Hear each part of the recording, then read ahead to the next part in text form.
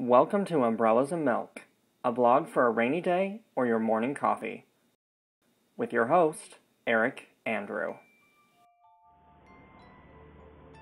I love Paris. It really is a magical city. One of my favorite places is Notre Dame Cathedral. Basically built 1,000,000 years ago, and having undergone a facelift when it was covered with scaffolding, it is now fully visible and it is just beautiful to look at. Just next to the Seine River and not far from everything else fun to see and do, it is a must-see on a visit to Paris. Actually, I really should be saying that it is the worst thing to see in Paris, so that maybe word will get around to the entire world and the giant plaza in front will be empty the next time I come. I do prefer that, so please tell your friends that a garbage dump is more fun than seeing Notre Dame. Use Twitter for faster spread of said message.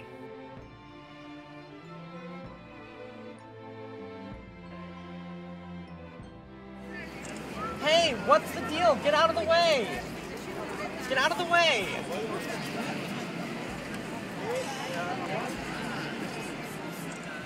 The only real negative to Notre Dame is the lack of Wi-Fi. Really? Really? Whose idea was this not to have Wi-Fi for all of us Foursquare nuts with our iPhones in airplane mode dying to show off our visit with an online check-in? Epic fail, Notre Dame de Paris.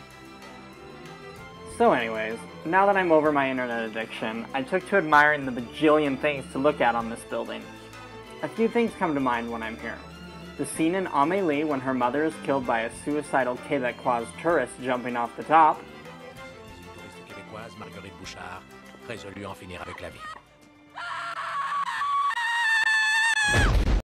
And secondly, the famous French musical based on the Hunchback of Notre Dame story by Victor Hugo, a musical I bought and became obsessed with on my first visit to Paris in 1999. It's Notre Dame de Paris. I guess a very convenient name, and you can watch it on YouTube. I suggest you do. The staging is rather simple, but it has some great music and lyrics, so I double dog dare you. As I approach the now closed building, since we arrived too late to go inside, I noticed the sign saying all the forbidden items you can't bring in. No food, no hats, no luggage, no tripods, no phones. Basically my whole life. So sad.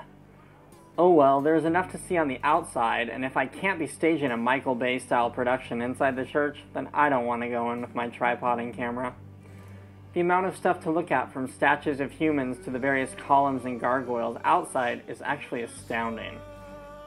If this were a Disney movie, they would all come to life and come down here and chase me around, while singing.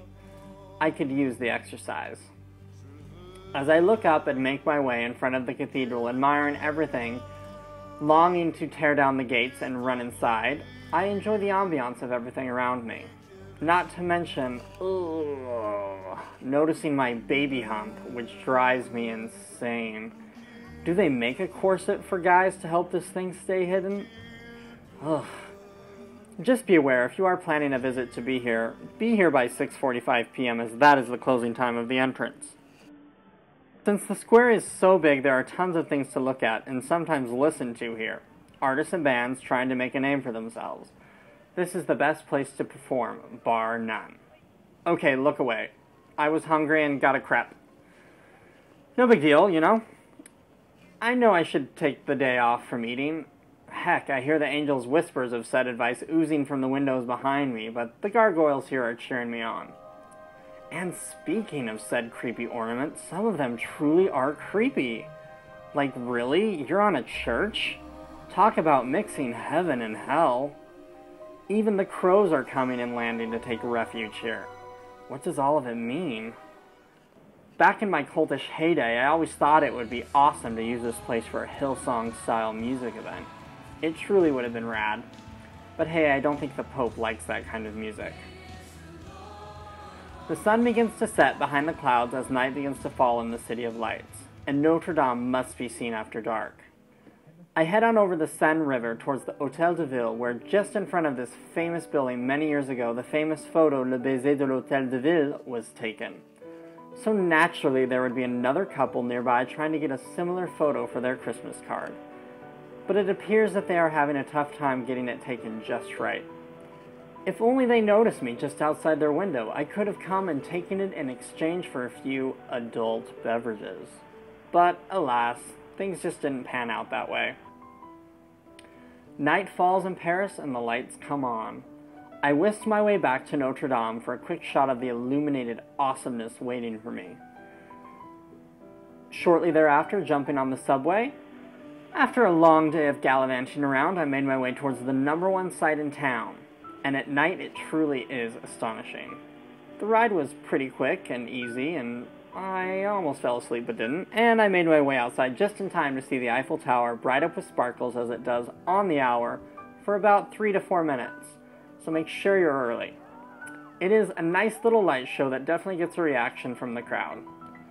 My jet lag was definitely wearing in and I had to hop the subway back, but thankfully I got one more glimpse of the shimmering tower of light that comes to represent the magical city of love that is Paris.